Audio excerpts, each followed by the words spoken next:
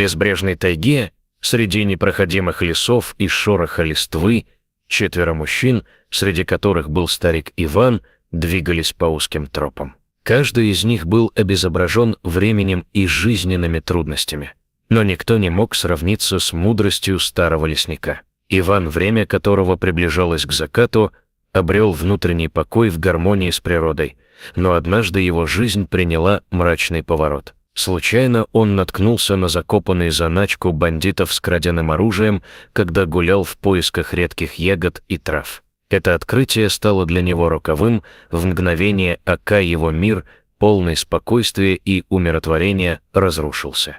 Бандиты, заметив старика, быстро окружили его и без лишних слов вынесли приговор. Подсознательно понимая, что витающая вокруг них атмосфера уже ухудшилась, Иван почувствовал, как его сердце замерло от страха. Сквозь пронзительный страх и отчаяние, которое охватило его душу, старик осознал, что его дни посчитаны.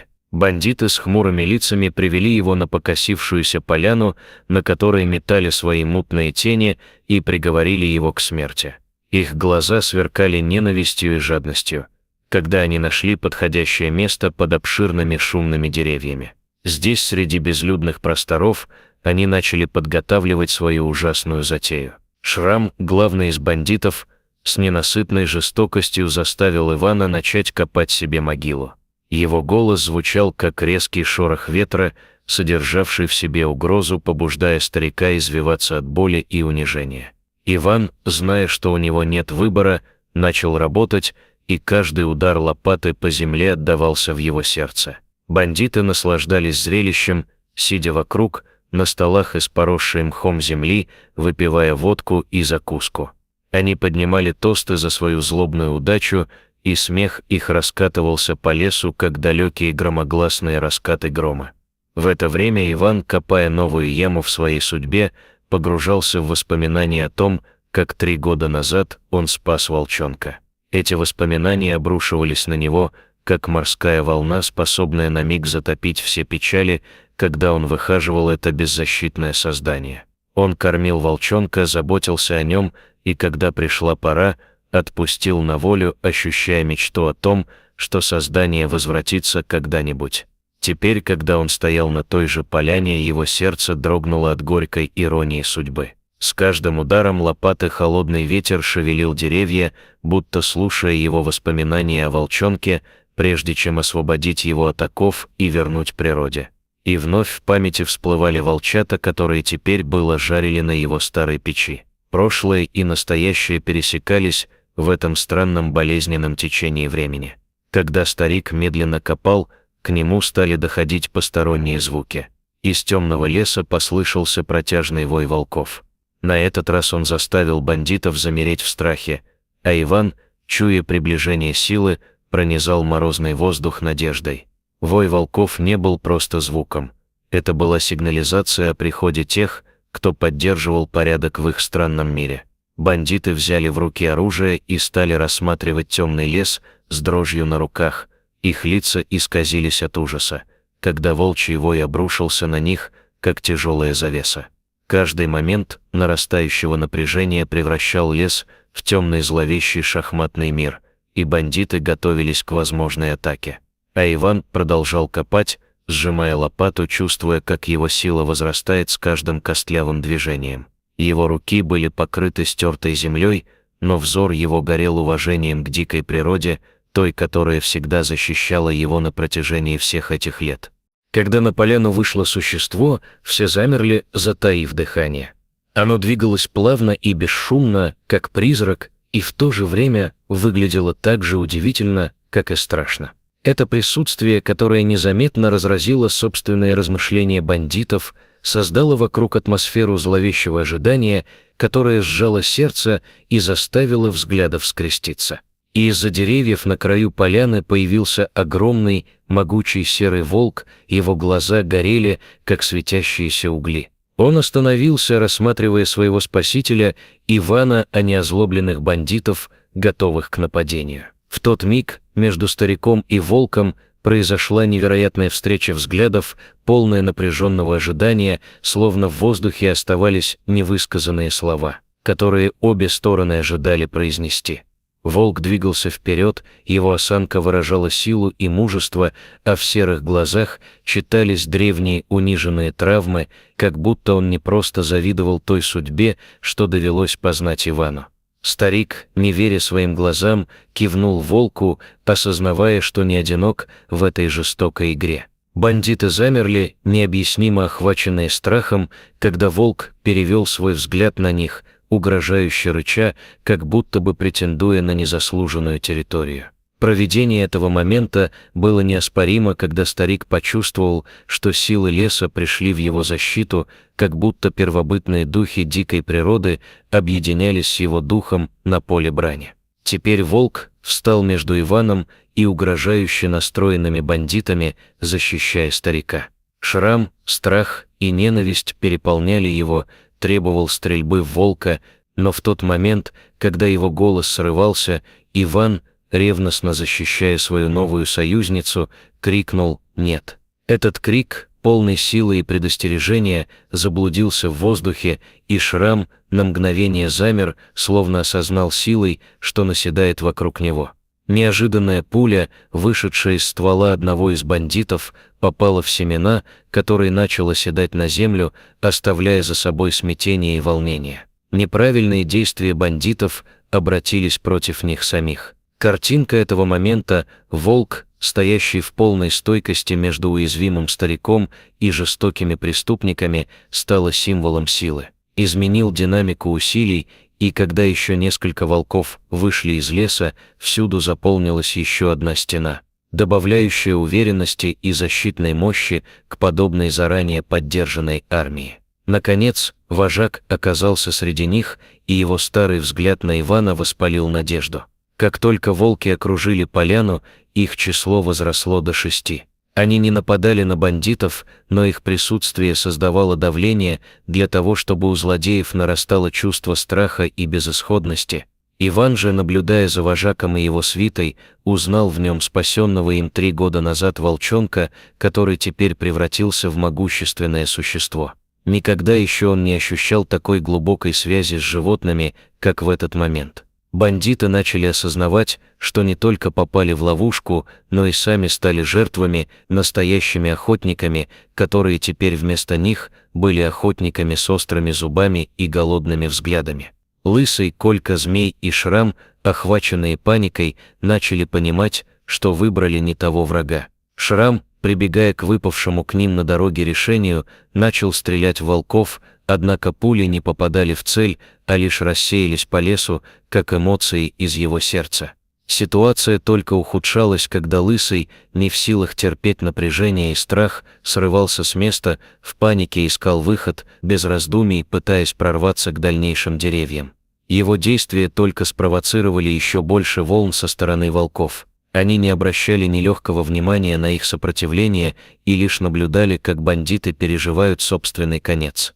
Колька Змей, оставшийся позади, в панике случайно упал в яму, вырытую Иваном, его тело осело с глухим стуком, заставив окружающих замереть. В этой ситуации Иван и волки остались наедине, свидетельствуя происходящему, наполненному непередаваемыми чувствами.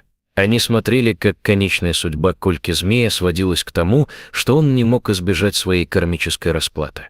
На поляне остались только Шрам, раненый Лысый и Иван. В этот момент Шрам, осознав, что он загнан в угол, отступал к сосне, словно ожидая, что может произойти следующее. Напряжение выросло до предела, когда вожак стаи волков начал медленно приближаться к нему. Лес вокруг замер в ожидании, напряжение сгущалось, и Иван почувствовал, как судьба вновь его покинула. Теперь, увидев свою возможность, старик подошел к Шраму с лопатой в руках и с темнотой на фоне своего лица предложил ему копать могилу для себя и своих товарищей. Каждое слово Ивана звучало как шаг на кладбище, где закончились последующие истории бандитов. Убедившись в том, что у них нет выхода, Шрам с неохотой начал копать, словно бы став на границу между жизнью и смертью. Шрам, устав от своих попыток спастись, начал с неохотой рыть свою собственную могилу, словно затмевая все свои страхи в этот краткий миг. Лысый, потерявший много крови и тепла, вскоре покинул этот мир. Текущая природа имела свои собственные правила, которые сочетались с ее жестокостью, стоящей на страже. Перетащил тело своих бандитских товарищей в яму и сам шагнул в нее по приказу Ивана, полностью осознавая, что он теперь стал частью этой жуткой подлинной истории. Постепенно могила была засыпана, а волки, видя свою силу в покое, покинули поляну. С собой они унесли дух своих собратьев, оставив Ивана одного на поляне, где тишина становилась оглушительной. Теперь он один, лишенный свидетелей и страха, выдохнул с облегчением, зная, что справедливость все же восстановлена. На могиле, которая теперь лежала на том же месте, где он был задержан, Иван поставил бутылку с патроном как символ окончательной расплаты.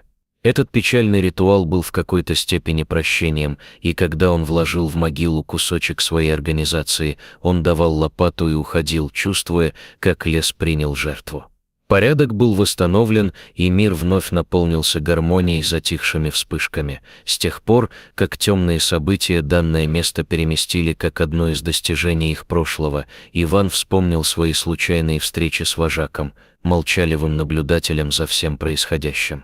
Его вспоминания напоминали о том, что печаль не всегда является концом, и каждый дух в лесу понес с собой надежду и свет. Несмотря на все ужасные события, Иван испытал покой и защищенность рядом с волками. Теперь их воеводские мантии проложили к нему дороги на горизонте. На протяжении следующих недель жизнь в лесу продолжалась, однако теперь он стал как бы элементом нового ритма времени, к которому он всегда стремился. Охотники, обнаружив могильный холм и бутылку с патроном, быстро поняли, что здесь произошло что-то совершенно чудовищное. Рациональность их размышлений подтолкнула их к уму, и скоро они покинули это место, уверенные, что жуткая тайна сохранится в их сердцах. Каждый из них знал, что, наткнувшись на подобные места, лучше не возвращаться к ним. Слухи о находке распространились по деревням и с каждым днем становились все громче. Говорили о пропавших бандитах и таинственных стражах леса. Кто слышал эти истории, мог чувствовать витающую в воздухе магию, как волны сохранившихся воспоминаний о старике и дикой природе, которая наконец-то восстановила баланс. За время, когда Иван переживал зиму, он стал молчаливее, но внутри него горела сила, которую трудно было объяснить словами. Он пришел на поляну весной и обнаружил свежие следы волков в траве, как подтверждение того, что он не был один.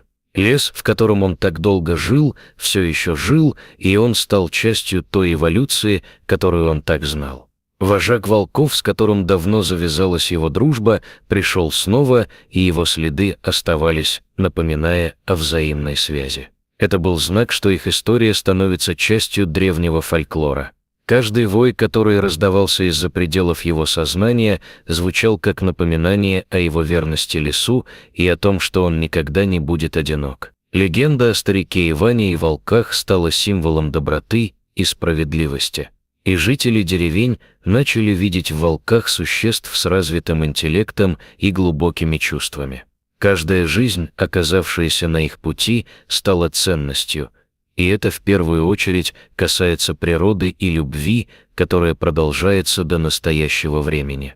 С годами Иван старел, но продолжал обходить свои угодья, где волки всегда следовали за ним, охраняя его. Странный мир леса, полон чудес и таинственных созданий, напоминал ему о том времени, когда он сам заботился о волчонке. Со временем здоровье его ухудшилось, и вскоре он оставил этот мир. На его могиле, оправданной мягким мхом и обрамленной древними деревьями, волки собирались, поя своему защитнику реквием, напоминая о благородстве и верности.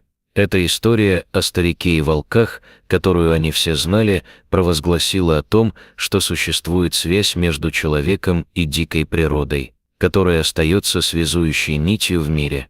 История Ивана, его благородные действия и безграничная любовь к природе стали притчей, передаваемой из уст в уста. Память о событиях живет в рассказах и песнях, где каждая строка напевно возвышалась, создавая эмоциональную паузу.